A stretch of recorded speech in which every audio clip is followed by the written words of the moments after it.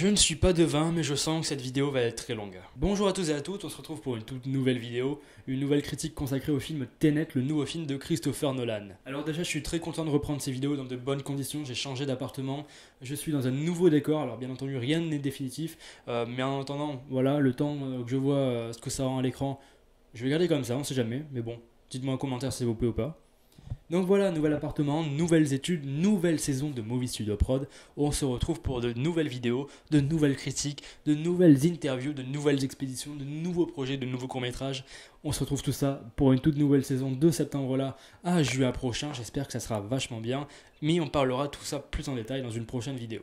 En attendant, je suis vraiment ravi de vous retrouver pour une troisième saison. Et vous allez voir, en termes de critique, ça va jaser, parce que j'habite à 500 mètres du cinéma, j'ai un cinépass à 16,90 par mois avec tous les films illimités. Franchement, je sens que là, en termes de critique vidéo, on va se lâcher. Vraiment, on va se lâcher, on va vraiment se lâcher. Aujourd'hui, on parle de Tenet, le nouveau film de Christopher Nolan. Et pour ceux qui ne connaisseraient pas Christopher Nolan, est-ce que vous existez? Déjà de 1, est-ce que vous existez? Et de 2, c'est celui qui a réalisé Interstellar, mon troisième film préféré, celui qui a réalisé Inception, la trilogie de Dark Knight, Insomnia, Memento, Le Prestige et Dunkerque, son dernier film qui est sorti en 2017. Big up à toi, année 2017, meilleure année cinématographique, tu nous manques. Donc voilà, le nouveau film de Christopher Nolan sort en 2020. 2020, une année assez particulière, on va pas se le cacher, c'est vraiment assez particulier.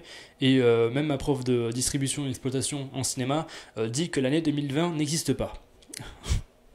Comme ça c'est dit, c'est clair. Donc le film sort dans un bordel pas possible, un énorme bordel. Le film devait sortir d'abord en juillet, il a été redécalé à plusieurs reprises pour sortir finalement dans les pays qui sont le moins touchés par cette pandémie, c'est-à-dire par exemple en France, en Europe, en Asie.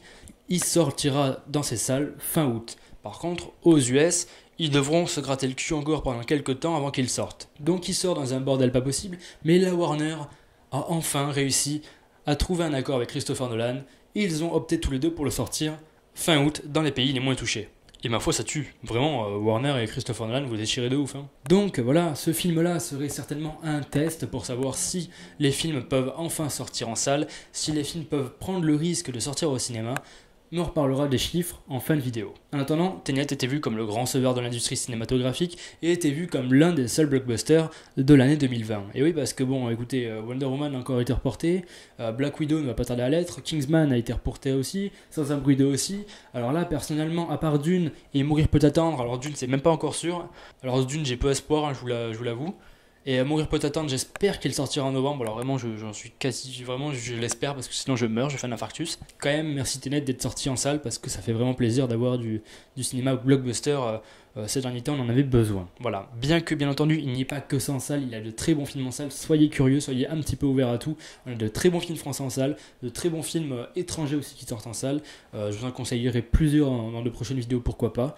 Mais en attendant, il n'y a pas que Tenet en salle. Allez voir d'autres choses, il y a beaucoup de choses.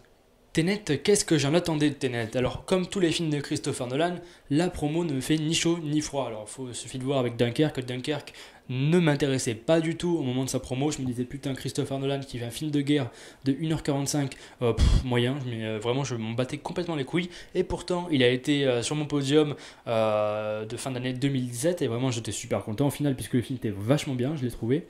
Pareil pour Interstellar, je l'ai pas vu en salle, il m'intéressait pas du tout, et... je me le suis pris en Blu-ray, je l'ai regardé, il fait partie de mes 3 films préférés de tous les temps. Voilà, Clément, tu es un gros connard. Que voulez-vous, c'est comme ça. Je l'attendais pas tellement, et puis ça ne m'intéressait pas trop, j'avais l'impression d'aller voir un nouvel Inception, et qu'on allait retomber un petit peu dans les clichés de Nolan, dans les mêmes procédés de mise en scène, et ça m'énervait un petit peu. Voilà, même si bon, les bandes annonces étaient sympas, quoi, mais je m'attendais pas à grand chose. Bien entendu, j'allais aller le voir parce que c'est du Christopher Nolan quand même, et le gars arrive tout le temps à me surprendre, et en plus, parce qu'on n'a pas grand chose à se mettre sous la dent en salle, en termes de blockbuster américain. Voilà. Donc bon, ça me faisait une petite sortie, et puis il y a un beau casting, Robert Pattinson. Il faudrait peut-être d'ailleurs que je lui dise à Robert Pattinson que on va pas la faire celle-là. Donc voilà, ce sont mes attentes pour le film de Nolan. Muni d'un seul mot, Tenet est décidé à se battre pour sauver le monde, notre protagoniste sillonne l'univers crépusculaire de l'espionnage international. Sa mission le projettera dans une dimension qui dépasse le temps. Pourtant, il ne s'agit pas d'un voyage dans le temps, mais d'un renversement temporel. Bon, Tenet, j'en ai pensé quoi? Eh bah, j'ai adoré Tenet, j'ai trouvé vachement bon. Tu me diras, je l'ai vu 4 fois en même temps, donc Non, franchement, Sarta Christopher Nolan, t'as fait du très très bon boulot, je trouve. Il y a pas mal de points sur lesquels on va rediscuter, mais globalement, je trouve que tu as fait du très bon boulot. Donc voilà, Tenet est un bon film selon moi. Voilà, je l'ai vu 4 fois, ça m'a permis d'avoir du recul sur le film, même si j'ai toujours pas tout saisi, bien entendu. De toute façon, tout ce qui parle de failles temporelles, de renversement temporel et tout ce bordel là, j'ai vraiment du mal à suivre. C'est pour vous dire, Endgame, même moi j'étais un petit peu largué par moment. Donc voilà, il y a vraiment toutes ces conneries de mystère temporel, tout ça. J'ai du mal, vraiment, je vous avoue que j'ai un petit peu de mal. C'est con, on est chez Christopher Nolan, donc bon.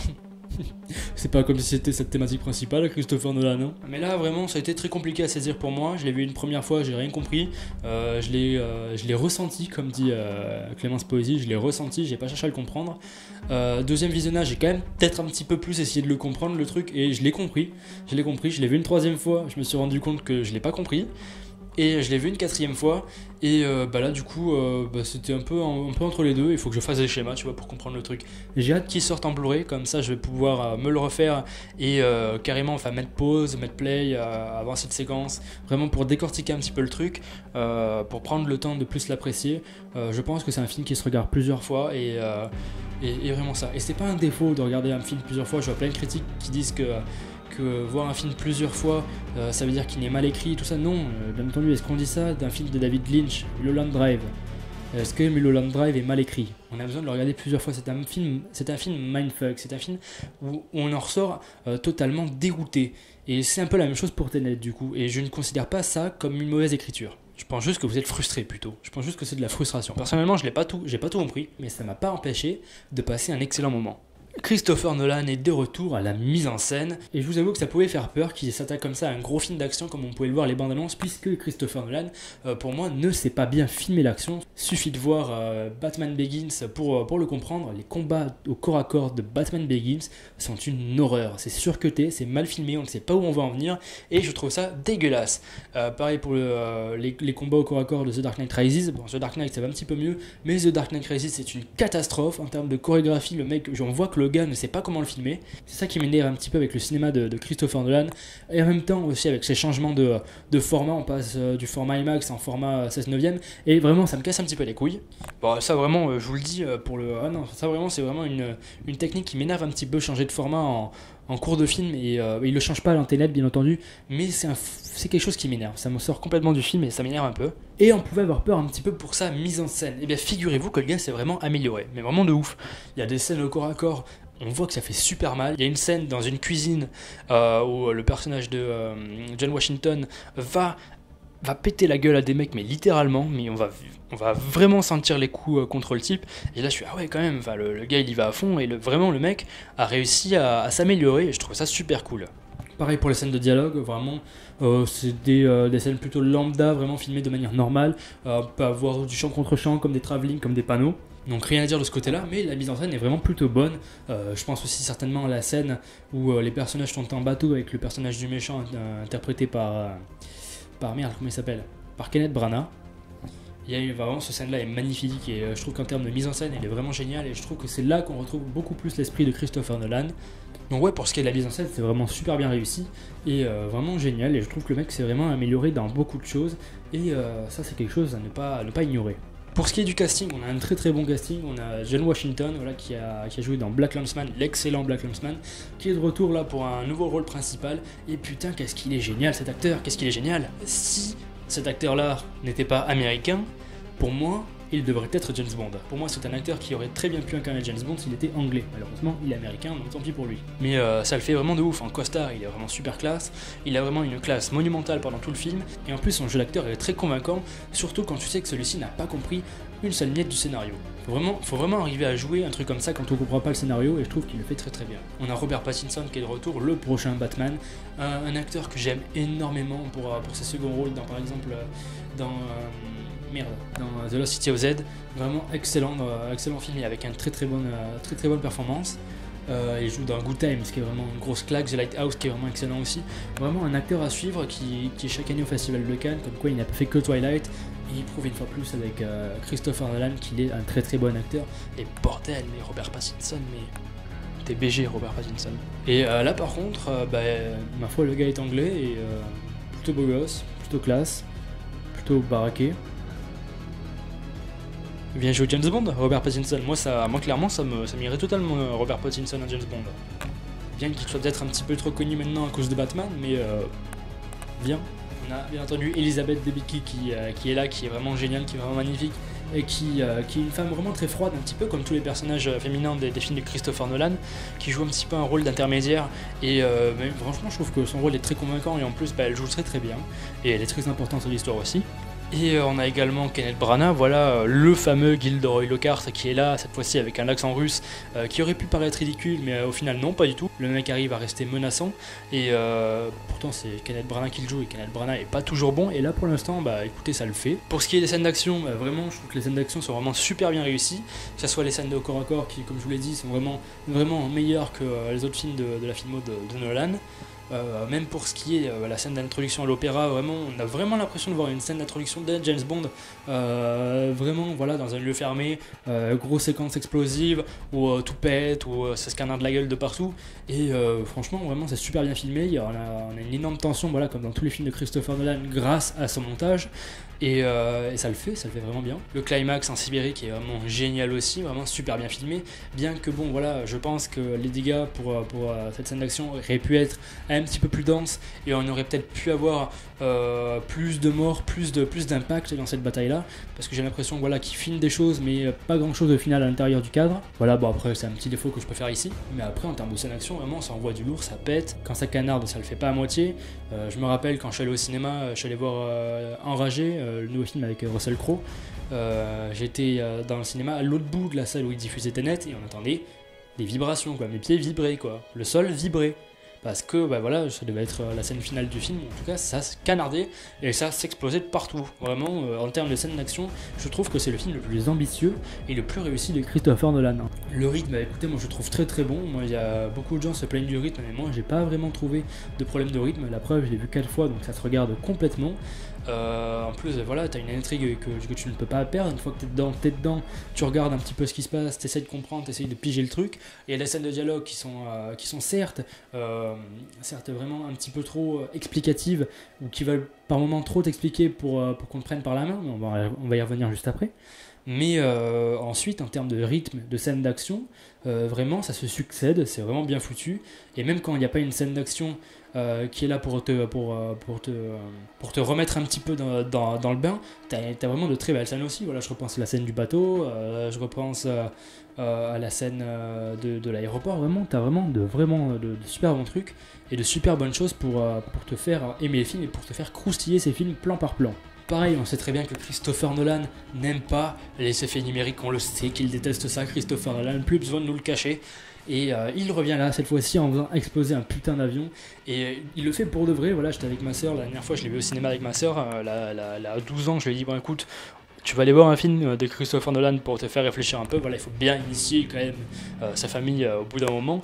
Donc il est initié au film de Christopher Nolan, et elle-même était assez impressionnée de voir ça sur le grand écran, de voir un vrai avion exploser, de voir de vraies personnes faire du saut à l'élastique. C'est des choses qu'on ne voit vraiment plus dans le cinéma actuel, dans les gros blockbusters, où tout est fait numériquement, dans des bouillasses numériques dégueulasses. Et on voit que Christopher Nolan est là pour changer la donne et pour rester fidèle à lui-même. Et il le fait très très bien. Et ça change la vie, et ça fait plaisir. Parce que là, putain, la séquence de l'avion, j'y ai cru, j'avais les poils qui se hérissaient de ouf. Et en IMAX, c'est encore mieux. En IMAX, c'est d'une rare intensité. Donc encore heureux qu'il est là pour faire changer la donne, parce qu'à part les James Bond, les Missions Impossibles et les films de Christopher Nolan, il n'y a pas il n'y a même pas du tout de blockbuster qui utilise ces procédés-là pour faire de bons films d'action, de bons effets spéciaux. Après, on a eu Mad Max et tout, mais Mad Max, c'est une anomalie, Mad Max. C'est en 2015. La bande originale, après des années de collaboration avec Hans Zimmer, c'est terminé pour la collaboration entre Nolan et Zimmer. Il passe maintenant le relais à Ludwig Göransson. Il faut dire qu'en même temps, Hans Zimmer était un petit peu occupé avec la composition de Dune qui sortira en décembre, et bien évidemment de No Time to Die qui sortira, on l'espère, en novembre. J'ai hâte de voir cette composition pour No Time to Die. James Bond avec Billie Eilish Et Hans Zimmer, j'ai l'impression que ce film est fait pour moi. Clairement, j'ai l'impression que ce film est fait pour moi. En même temps, quand on est fan de James Bond... Bon bref, on n'est pas là pour parler de James Bond, on est là pour parler de Tenet. Ludwig Göransson, le compositeur de The Mandalorian, de Black Panther et encore de la saga Creed, est de retour pour une nouvelle composition. Le mec a été oscarisé pour Black Panther et il le mérite très fortement, c'est une très belle BO. Et pour celle de The Mandalorian, alors vraiment c'est pépite. Il est de retour avec une BO totalement électrique, totalement anxiogène, qui va être là, qui va te stresser, qui va arriver tout le temps en début de scène d'action, voilà, avec des petits bruits, voilà, des petits bruits un petit peu perturbateurs. On en voit un petit peu le thème principal dans les trailers, et voilà. Il y a vraiment des thèmes vraiment géniaux, je pense à Foils par exemple, voilà, la fameuse scène du bateau que je trouve vraiment géniale, où les personnages font une sorte de catamaran en mer. Je trouve que en termes d'immersion, cette musique est vraiment géniale. Pareil pour Posterity, vraiment je trouve que les thèmes principaux de Tenet sont vachement bons, et ils sont là vraiment pour nous dérouter, et je pense que le style d'Hans Zimmer n'aurait peut-être pas collé à Tenet. Donc je pense que c'est un choix plutôt judicieux. Ludwig Göransson, il a fait un très très bon travail. Pour ce qui est du scénario, bon, c'est là que ça va se compliquer un petit peu plus. Déjà, le scénario n'est très compliqué. Voilà, personnellement, je l'ai pas compris, je l'ai regardé 4 fois et je suis en train encore de me poser des questions. Donc c'est que forcément, il y a peut-être un petit problème quelque part. Alors oui et non, parce que moi, ce que j'ai l'impression, c'est que Christopher Nolan a simplement voulu nous dérouter avec ce film-là. Tout le monde s'est plaint avec Inception que le film nous prenait pour des gamins, et que nous prenait trop par la main, et qu'on était tous des bébés à ne pas savoir réfléchir. Ma foi, je pense que Christopher Nolan, il a dit, bon écoutez, vous m'avez cassé les couilles avec Inception, maintenant je vais vous lâcher dans la nature et vous allez réfléchir par vous-même. Et Dieu que ça manque au cinéma d'action de faire ça actuellement. Et je pense que c'est là où on va en venir. Ce film-là, c'est un saut dans le vide, voilà, dans le film de Christopher Nolan. C'est un gros saut dans le vide, c'est un film qui est là pour déposer direct son intrigue et pour nous faire avancer. Donc voilà, je pense que c'est pour ça que le film manque d'émotion. Je pense que c'est totalement voulu. On est là pour assister à un film d'espionnage, un film stressant, un film froid. Je pense que c'est fait exprès et c'est pas forcément un défaut. Voilà, le film demande un gros investissement psychologique. Et oui, c'est pas rien. En plus, vous avez plus l'habitude maintenant de faire ça, les investissements psychologiques. Entre tous les Marvel qui sortent, entre tous les films où on se prend pas la tête, et entre tous les films que vous n'allez pas avoir parce que ils sont jugés trop compliqués pour vous, c'est sûr que ça peut vous faire mal à la tête et ça peut vous frustrer, voilà. Et là on peut dire, ouais, Nolan il a pris la grosse tête encore une fois, il nous sort des gros trucs scientifiques que même lui il comprend pas. Alors c'est possible, mais en attendant on est tous tombés dans le piège, on est tous tombés dans le panneau, et au final ça marche. Son blabla scientifique selon moi marche. Après j'en sais rien, je ne peux pas prouver la véracité de ces faits-là, mais pour moi ça marche. Voilà, il explique de temps en temps vraiment vite fait pour faire son intello, mais je ne vois pas en quoi c'est un défaut. Pour moi non, Nolan n'a pas pris la grosse tête avec ce film-là, il a toujours fait des films à concept comme ça, il suffit de voir Inception, Insomnia, Memento, il a toujours fait ce genre de film-là, et je ne comprends pas pourquoi on dit que Christopher Nolan a pris la grosse tête, voilà. Là, cette fois-ci, je pense qu'il s'est dit, ils connaissent ma filmo, ils me connaissent, maintenant je vais faire un film où on va sauter dans le vide, et c'est à vous de chercher les failles de ce film-là, à vous de chercher de comprendre, à vous de trouver les secrets, à vous de trouver la réponse de mon énigme, parce que Tenet est une énigme. Quand on a vu les autres films de Christopher Nolan, on sait tous que ces films, ce sont des énigmes. D'ailleurs, on parle toujours de cette scène d'Inception à la fin, à la séquence finale avec la toupie, on en parle toujours. Voilà, comme quoi, c'est pour vous dire, on n'a toujours pas trouvé la réponse de ces conneries. Et une réponse à ce qu'il y en a forcément. Donc voilà, Tenet est un film à décortiquer, Tenet est un film à revoir plusieurs fois. Et je vous le dis, ce n'est pas un défaut en soi. David Lynch, je reviens avec David Lynch, voilà, il a fait Mulholland Drive, personne ne l'a compris.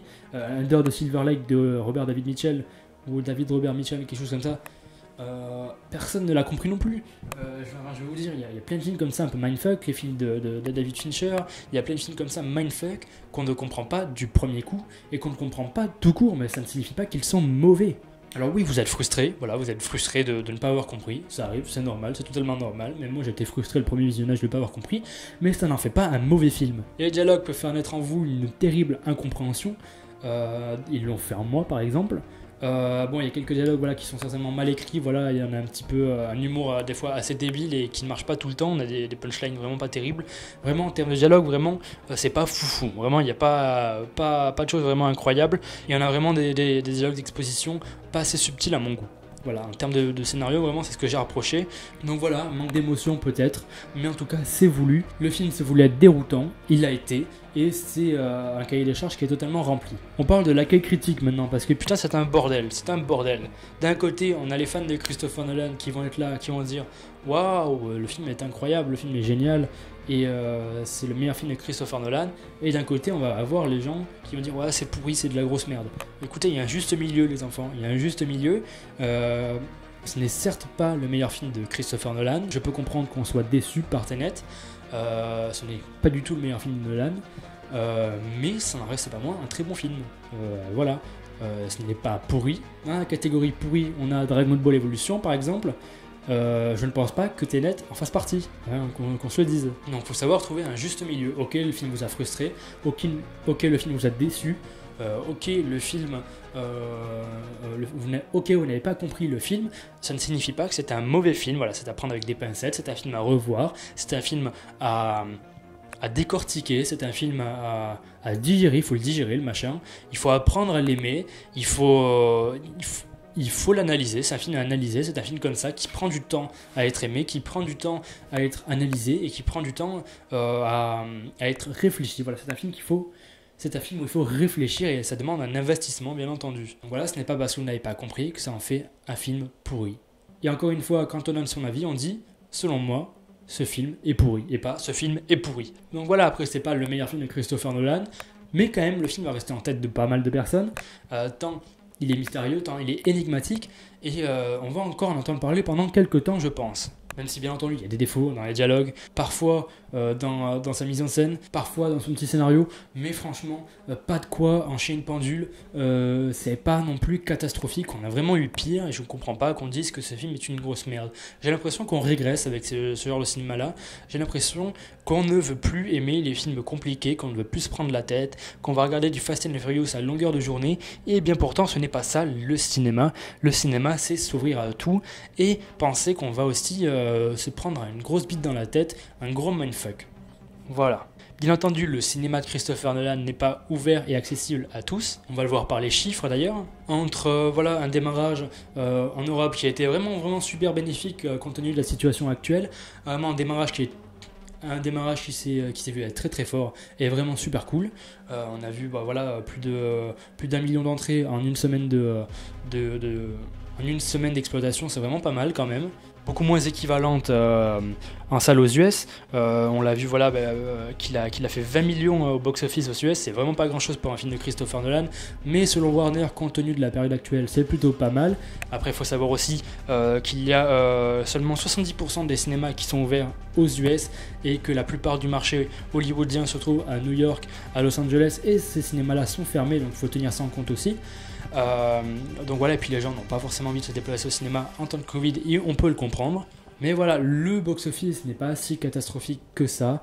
Il est certes un petit peu en dessous de ce qu'on espérait, mais il n'est pas catastrophique, surtout avec cette putain de situation, cette putain de pandémie. Et voilà pourquoi des fois le public ne peut pas être au rendez-vous, c'est parce que je pense que le cinéma de Christopher Nolan, c'est certes parfois du très bon blockbuster, vraiment de très bons films, mais c'est avant tout un cinéma d'auteur, il ne faut pas l'oublier, ce n'est pas accessible à tous, et encore moins Tenet, qui est certainement son film le moins accessible et le plus distant avec les spectateurs. Peut-être en voilà la raison, et on va peut-être devoir compter sur un autre film pour sauver les salles de cinéma. Voilà, on ne peut pas compter sur Disney et Mulan puisque ces fils de pute l'ont mis sur Disney+. Disney, vous êtes une bande de chacals. Mais on pourrait peut-être compter sur un autre blockbuster qui devrait sortir normalement en novembre, qui s'appelle No Time to Die, en espérant qu'il sortira en novembre et qu'il défonce tout au box-office, d'autant plus que la plupart de ses plus grandes recettes se trouvent en Europe, en Asie, et non en Amérique. Vraiment, ça fait vraiment super plaisir. On espère le retrouver en novembre. En attendant, n'hésitez pas à me dire si Tenet vous a plu, ce que vous en avez pensé. Est-ce un bon film? Est-ce un film médiocre, comme le disent la plupart des extrémistes? Qu'en avez-vous pensé? Que pensez-vous de la situation actuelle au cinéma? En attendant, on se retrouve la prochaine fois pour une toute nouvelle vidéo, certainement la critique de Lux Aeterna, le nouveau film de Gaspard Noé. En attendant, on se retrouve la prochaine fois. Ciao!